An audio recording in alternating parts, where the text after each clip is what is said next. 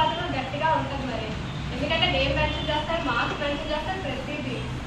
So బాగా prepare అయ్యి రాయండి. నెక్స్ట్ ఒకవేళ మ్యారీడ్ అయ్యే కానీ ఎవరైనా ఉంటే ఒకవేళ వాళ్ళకి సపోర్ట్ మాత్రం చేయండి.